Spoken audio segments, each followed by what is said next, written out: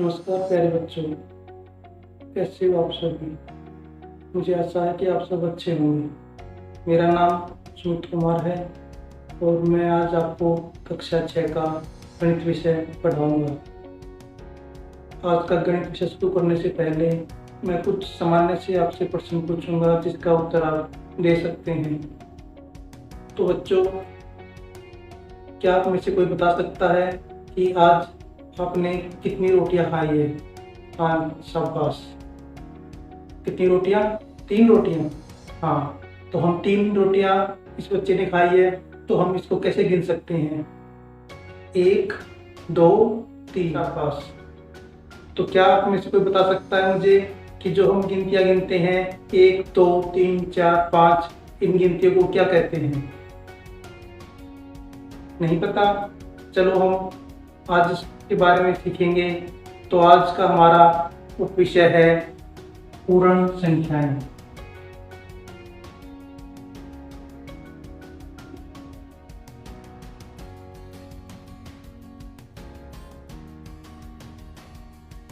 पूर्ण संख्या जानने से पहले जो हम बात जानते हैं वो जानते हैं हम गिनतियां। गिनतियां कैसी कि हम 1, 2, 3, 4, 5 और ऐसे ये अनंत तक। अनंत तक का क्या अर्थ होता है? जिसका कोई अंत ना हो। ये गिनतियां आगे तक ऐसे निरंतर चलती रहेगी। पहला प्रश्न हमारा यही है कि इन गिनतियों को हम क्या कहते हैं। ये गिनतियां हमें प्राकृतिक रूप में मिलती है, जैसे 1, 2, 3, 4 ऐसे। तो इन सभी संख्याओं को हम क्या कहेंगे? प्राकृत संख्याएं।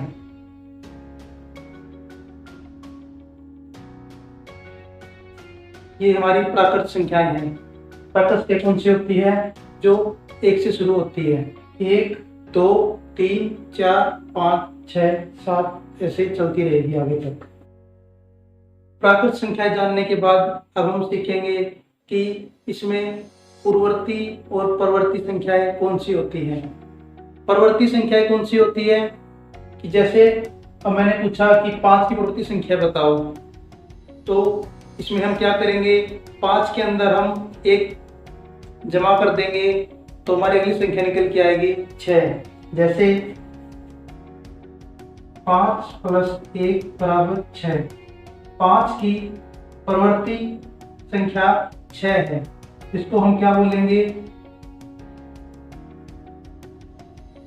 परवर्ती संख्याएं।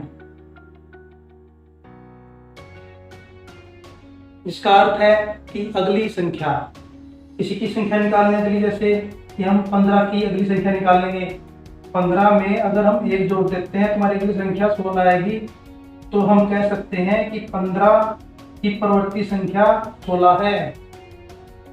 और इसी के अंदर अब हमें पूर्ववर्ती संख्या निकालनी हो तो हम सीखेंगे कि पूर्ववर्ती संख्याएं।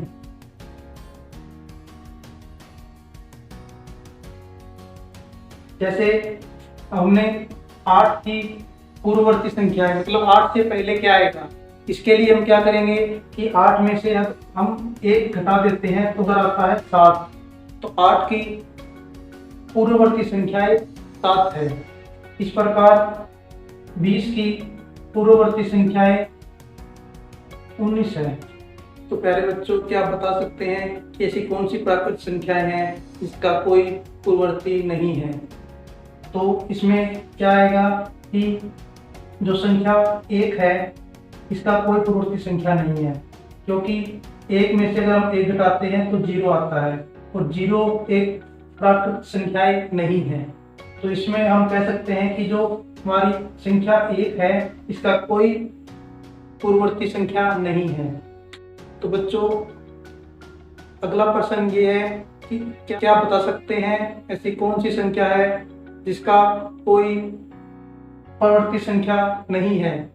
या फिर आप बता सकते हैं कि अंतिम प्राकृत संख्या कौन सी होगी? तो इसका उत्तर है अनंत। कि ऐसी कोई संख्या नहीं है कि जिसका प्रवृत्ति संख्या न हो। तो प्यारे बच्चों, हम ये ऐसा क्यों कह सकते हैं कि ऐसी कोई संख्या नहीं है कि जिसका कोई प्रवृत्ति संख्या न हो। जैसे मैं आपसे कहूं कि आप अपने कक्षा के बच्चों की संख्या गिनकर बताओ, तो आप गिन सकते हो। अगर मैं पूछूं आपके गांव में कितने व्यक्ति रहते हैं, तो आप उनकी संख्या भी गिन सकते हैं। अगर मैं पूछूं आपके शहर की जनसंख्या कितनी है, तो आप वह भी गिन सकते हैं। अगर मैं पूछूं आपके राज्य में कितनी जनसंख्या है, आप वो भी बता सकते हैं, उनकी गिनती हो सकती है। और अगर हम ज्ञात करना चाहें कि पूरे देश में कितनी जनसंख्या है, तो हम वह भी गिन सकते हैं। ऐसे करके हम पूरे वर्ल्ड की जनसंख्या भी गिन सकते हैं। तो बच्चों, अगर मैं आपसे पूछूं कि क्या हम आसमान में जो तारे हैं उनको गिन सकते हैं, या फिर आपके सर पे जो बाल हैं क्या हम उनको गिन सकते हैं? नहीं गिन सकते, ऐसा नहीं है। अगर हम चाहें तो उनको भी गिन सकते हैं, उनकी भी गिनती निश्चित है। अगर हम दो बच्चों के सिर के टोटल बाल भी गिने, तो वो भी हम गिन सकते हैं। और उनकी गिनती की जो भी संख्या आएगी, अगर उसका हमें प्रवृत्ति निकालना हो, तो हम उसके अंदर एक और जोड़ देंगे, तो उससे अगली संख्या उसका प्रवृत्ति संख्या आ जाएगी। और अगर हम उससे पूर्ववर्ती संख्या निकालनी है, तो हम उसमें से एक घटाकर हम उसकी पूर्ववर्ती संख्या भी निकाल सकते हैं।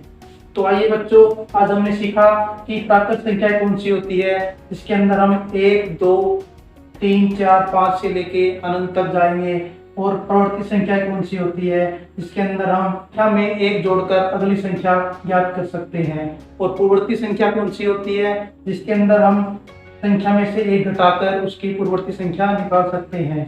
तो बच्चों, आपने देखा कि प्राकृत संख्या ऐसी कौन सी संख्या है जिसका हम पूर्ववर्ती नहीं निकाल सकते। वो संख्या हमारी एक थी। अगर एक में से हम एक घटाते हैं, तो उसका जो उत्तर आता है वो 0 आता है। अगर ये 0 भी अगर प्राकृत संख्या में इंक्लूड होता, तो क्या होता? तो बता सकता है? नहीं पता? चलिए हम बताते हैं कि अगर संख्या में 0 शुरू होकर 1, 2, 3, 4, 5 वैसे लगातार अनंत तक हो, तो हम इन संख्याओं को क्या बोलेंगे? तो बच्चों, ये हमारी संख्याएं बन गई पूर्ण संख्याएं।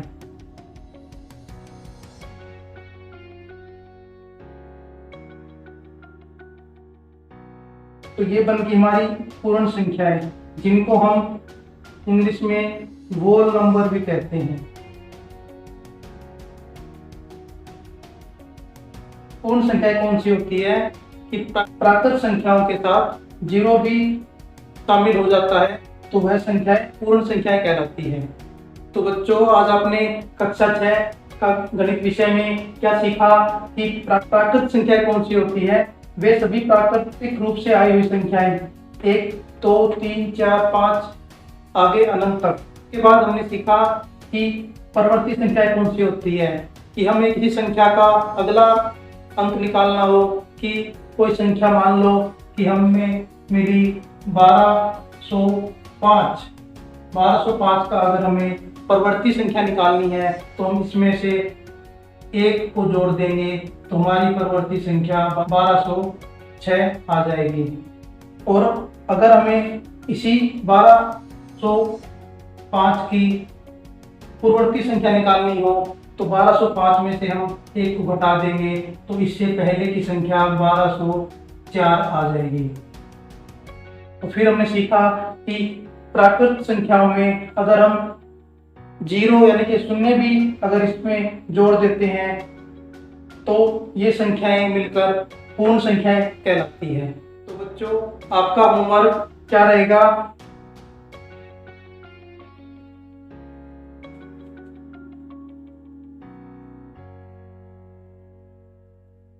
संख्या 1997,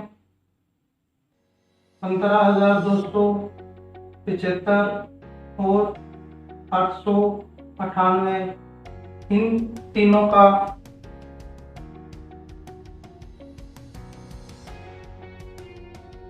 पूर्ववर्ती व परवर्ती संख्या ज्ञात करें। तो दूसरा प्रश्न है, क्या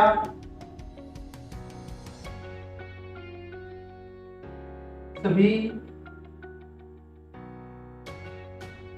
प्राकृत संख्याएं पूर्ण संख्या है? तो ये दोनों प्रश्न आपको होमवर्क में दिए जाते हैं, आपको दोनों प्रश्न होमवर्क में करने हैं। धन्यवाद।